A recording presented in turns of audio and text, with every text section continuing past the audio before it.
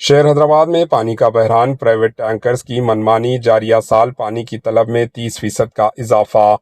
ریاست تلنگانہ کے دارالحکومت شہر حیدرآباد میں سمر میں پانی کا بحران شروع ہو چکا ہے، جس کا خانگی ٹینکرز مالکین فائدہ اٹھا کر دگنی قیمت وصول کر رہے ہیں۔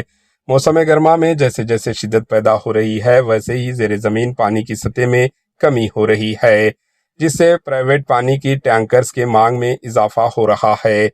واٹر بورڈ سے چلائے جا رہے ٹینکرز موسم گرما میں ناکافی ہو رہے ہیں۔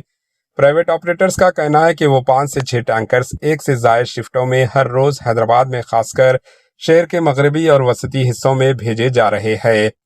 کنڈاپور، ماداپور، ہٹک سٹی، گچی و اطراف سے روزانہ 10 تا 15 کالز ٹینکرز کے لیے آ رہے ہیں۔ جاریہ سال کالز میں اضافہ ہوا، جس میں 4 سے 5 کالز ریگولر کسٹمرز کے ہوتے ہیں، 7 تا 8 کالز نئے ہوتے ہیں۔ پچھلے 2 ہفتوں میں رہائشی کالونیوں میں ٹینکرز کے ذریعے تقریباً 80,000 سے 90,000 لیٹر پانی فراہم کیا جا رہا ہے۔ خانگی آپریٹرز 25,000 لیٹر پانی کے لیے 3,500 سے 4,000 روپے وصول کیے جا رہے ہیں، جبکہ 10,000 لیٹر پانی کے لیے 1,500 سے 2,000 روپے حاصل کیے جا رہے ہیں۔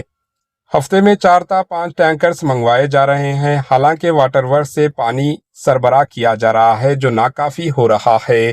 1200 میٹر تک بورویل کے باوجود وہ سوکھے ہو چکے ہیں۔ ٹینکرز کے لیے 2,500 روپے خرچ کیے جا رہے ہیں۔ مئی اور جون میں یہ رقم 3,000 تک پہنچ جانے کا بھی امکان ہے۔ Bureau report, AHN news.